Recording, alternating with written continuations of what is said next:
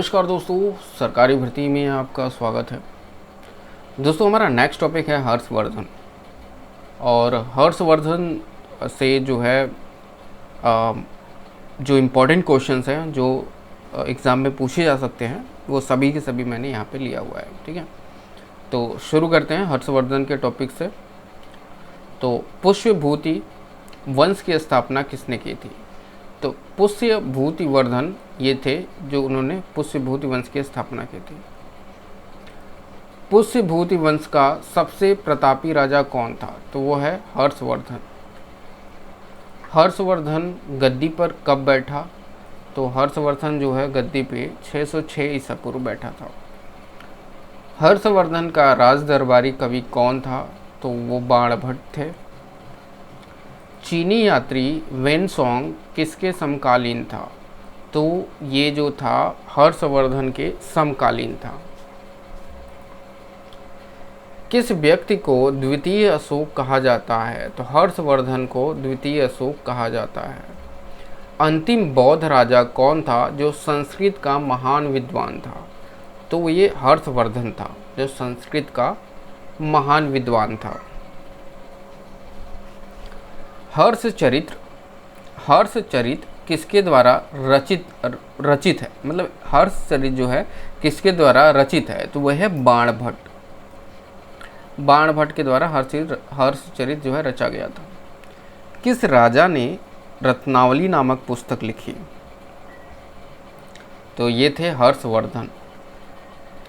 हर्षवर्धन और पुलकेशन द्वितीय के मध्य हुए संघर्ष की जानकारी कहाँ से प्राप्त होती है? तो वो है ऐहोल अभिलेख से। हर्षवर्धन ने अपनी राजधानी थानेश्वर से कहाँ स्थानांतरित की? तो वो है कन्नौज। हर्षवर्धन ने थानेश्वर से अपनी राजधानी जो है कन्नौज में स्थानांतरित की। सकलोत्तरापथ नाथ, इसका नाम बहुत बड़ा है। सकलोत्तरापथ नाथ किसे कहा गया है? तो वह हर्षवर्धन को कहा गया है। बंगाल का कौन सा शासक हर्ष के समकालीन था? तो ये थे शशांक। गुप्त वंश के पश्चात उत्तर भारत में बड़े भाग का पुनर्गठन किसने किया? तो वो ये हर्षवर्धन ने किया था। हर्ष के शासनकाल में उत्तर भारत का सबसे महत्वपूर्ण शहर कौन सा था? तो वो था कन्नौज। हर्षवर्धन अपनी धार्मिक सभा कहाँ किया करता था? तो ये था प्रयाग में। हर्षवर्धन की राजधानी थानेश्वर वर्तमान में कहाँ स्थित है? तो ये हरियाणा में स्थित है। वर्तमान में कन्नौज किस प्रदेश में स्थित है? तो ये है उत्तर प्रदेश में।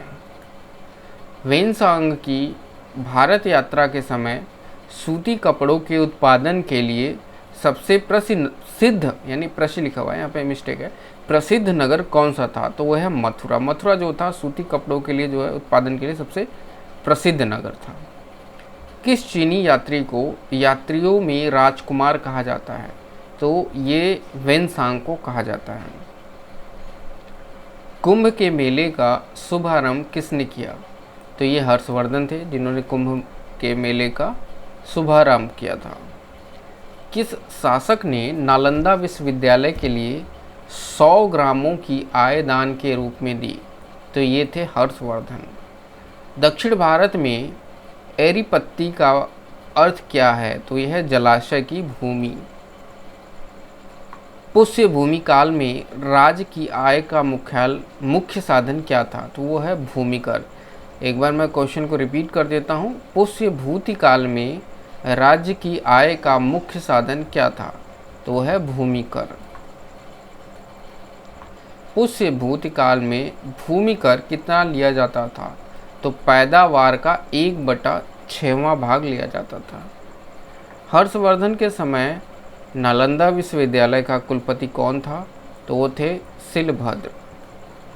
किस अभिलेख में हर्षवर्धन को परमेश्वर कहा गया है? तो मधुबन व बांसखेड़ा अभिलेख में जो है हर्षवर्धन को परमेश्वर कहा गया है। कश्मीर का इतिहास किस ग्रंथ में है? वो है तरंगिणी में। राज तरंगिणी नामक ग्रंथ किसने लिखा? वो है कल्हड़ ने। काकोट वंश की स्थापना किसने की? वो है दुर्लभवर्मन। इसका पूरा है दुर्लभवर्मन। अवंती नगर नामक नगर को किस शासक ने बसाया? तो वो है अवंतीवर्मन ने बसाया था। काकोट वंश के बाद किस वंश का उदय हुआ? तो ये हुआ था उत्पल वंश का। उत्पल वंश का जो है काकोट वंश के बाद जो है उदय हुआ था। सर्वप्रथम हर्षवर्धन ने कन्नौज में बौद्ध धर्म यानी बौद्ध धर्म सभा का आयोजन किया गया। तो ये 643 ईसा पूर्व में। हर्षवर्धन की मृत्यु के पश्चात कन्नौज पर किसका शासन हुआ? तो यह है यशोवर्मन का। वेन सॉन्ग की रचना की क्या? वेन सॉन्ग की जो रचना थी उनका नाम क्या था? तो वो था सीयू की। ठीक है, तो देखिए हर्षवर्धन से 35 क्वेश्चन जो है इम्पोर्टेंट जो थे, मैंने एक तो छोटा सा इसमें SSC UPSSC के हिसाब से जो है मैं ये सारी चीज़ों को कवर कर रहा हूँ। ठीक है, तो हर्षवर्धन जो है टॉपिक ख़त्म हो चुका है। अब इसके बाद जो है हमारा नेक्स्ट होगा राजपूत काल। ठीक है, तो नेक्स्ट वीडियो जो है हमारा राजपूत काल पे आएगा। और जो लोग नए हैं प्लीज़ मेरे चैनल को सब्सक्राइब कर लीजिए, क्योंकि यहाँ पे गवर्नमेंट जॉब रिलेटेड जितनी भी वैकेंसी आती है उन लोगों के फ्री में आप लोगों को सिलेबस कवर कराए जाते हैं। फ्री में वीडियोस आप देख सकते हो। साथ में आप लोग टेलीग्राम ग्रुप जरूर ज्वाइन कर लीजिएगा। वहाँ पे मैं क्विज़ चलाता हूँ, क्विज़ आप लोग अटेंड करिएगा, आप लोग प्रैक्टिस बनी रहेगी। ठीक है, तो यहाँ पे जितनी चीज़ें होती है बिल्कुल मुफ्त में सिखाई जाती हैं। अभी देखिए RO का जो है वैकेंसी आने वाला है, तो उसका भी जो है आप लोगों का पूरा स्टेप बाय स्टेप सिलेबस जो है कवर कराया जाएगा, वीडियो जैसे इस तरह से UPSSC में बना हुआ है। ठीक है, तो उम्मीद करता हूँ दोस्तों वीडियो पसंद आया होगा। मिलते हैं अगले वीडियो में। Thank you so much.